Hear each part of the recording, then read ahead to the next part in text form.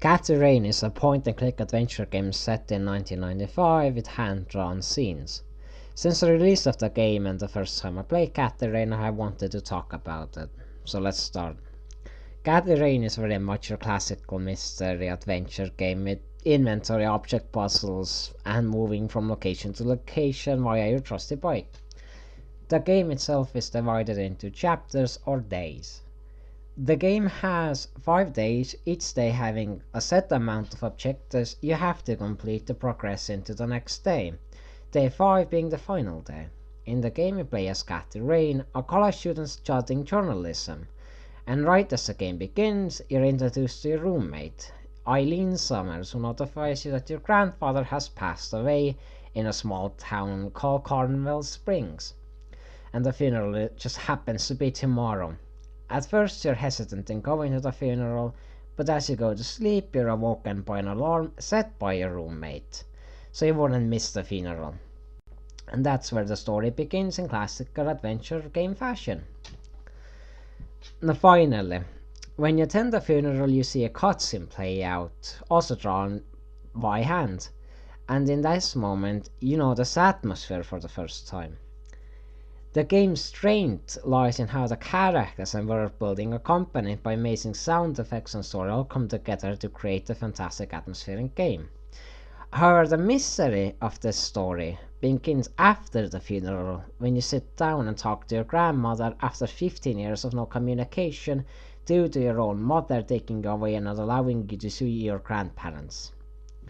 As thus there's a fair amount to catch up on, and many new things for you to learn, such as your grandfather's mysterious accident in 1981, which afterwards he was incapable of speech, movement, anything, causing him to be bound to a wheelchair until his passing.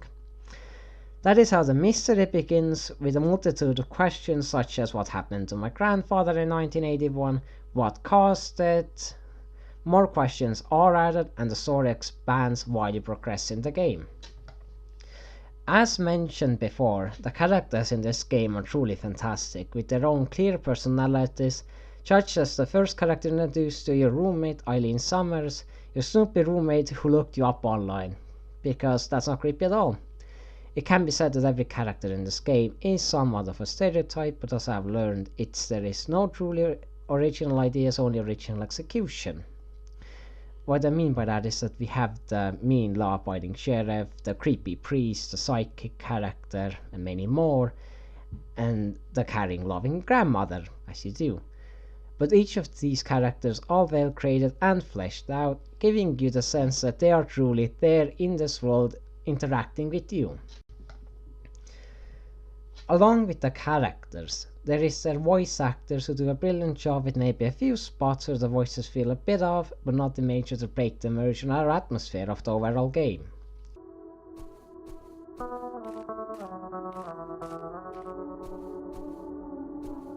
I'm sorry for your loss. Thanks. If you wish to find God, the Church of the Holy Trinity is always open to you. Is that so? Here, have a brochure. It's never too late to turn away from the path of sin. And what makes you so sure I'm on a sinful path, Father? Wouldn't you say that prejudice is but a small step from the 7 big ones? I simply meant that we are all sinful creatures, child. I hope to see you at the church. Don't get your hopes up, buddy. I'll pray for you. I wish you comfort in this time of grief.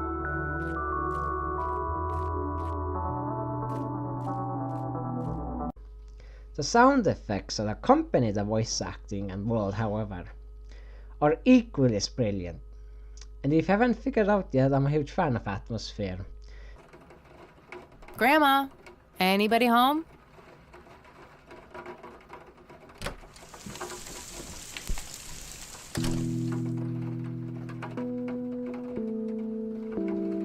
So I can't help but love the moments in the story where you hear the rain in the background against the windows, or where you are driving your bike and it's raining. As I have mentioned previously, the entire game is hand-drawn. Yes, the scenes and places you visit and interact with are purely hand-drawn, and God does the game look gorgeous. This game very much captures the art and feel of old LucasArts games such as Monkey Island, Sam and Max Hit the Road, and others. The art in this game is clear, looks amazing, feels brilliant, and has this kind of old feel to it, but it's not old as it was released in 2016. It is literally one of the best old new point and click adventure games to date. Without going into too much detail, I want to talk about the small unnecessary details which the game has a fair amount of. In every scene there is small details, unnecessary details that are there simply to do more world building or add on to the personalities of the characters, especially around the middle part of the game where everything truly gets chaotic and bizarre. A very good example would be right from the start of the game where Cathy decides to smoke before the funeral. Whilst I don't condone smoking, it is a small detail that adds something to the character of Cathy Rain, an unnecessary one, however appreciated, as it does build upon who Cathy Rain is.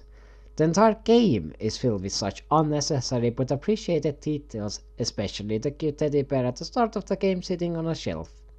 In regards to small unnecessary details, the game has these sort of details all over, in every corner from the start to the end, which some of them you might not even notice the first time around. Now, something that is not exactly important or crucial to the overall game, but very much welcome, is comedy. Whereas this game is a fairly dark adventure mystery game, the comedy could have easily broken the atmosphere and immersion of the game, but it didn't. The comedy in this game mostly comes from your character's comments towards the world and objects within this world, and the people you interact with. This is fairly common in most point-and-click adventure games, but what surprised me was that it never went too far, never too little, and rarely out of place. Plus, I chuckled quite a few times, so the comedy works. The writers did a good job with the placement of comedy for this game, and the jokes themselves are truly great, decent enough. Even if the jokes won't get you to laugh like a hyena, they will still get you to chuckle or put a nice smile on your face. Thanks! That was getting annoying. Hey, Hi there! so why'd they put you in that cell? It's all just a big misunderstanding. Is that so? Yeah, I didn't mean to steal anything. I was just using my pockets to move the beer to the checkout. That's the worst excuse I have ever heard. For your information, I happen to have a deadly fear of shopping carts. I take my last statement back. This excuse is even worse. Hey, it wasn't your father who was killed by a shopping cart when you were 8. I sure hope not. To be fair, mine wasn't either. It was just Uncle Bob. But that doesn't mean it was any less traumatic, mind you. To this day, I still get nervous breakdowns at grocery stores. I think I've heard enough, buddy. You're right. We should stop before the flashbacks begin. Small spoiler warning: if you don't want to be spoiled, skip to the time on the screen. Now I don't really know what else to talk about. Oh wait, yes I do. The pure insanity of this game.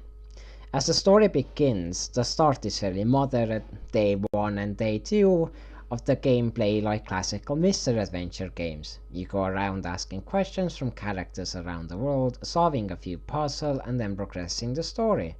But around Day 3, that's when things are getting a little bit weird or absolutely bizarre. From mysterious figures that appear, to secrets and lies being revealed, to supernatural elements being introduced, to psycho priests.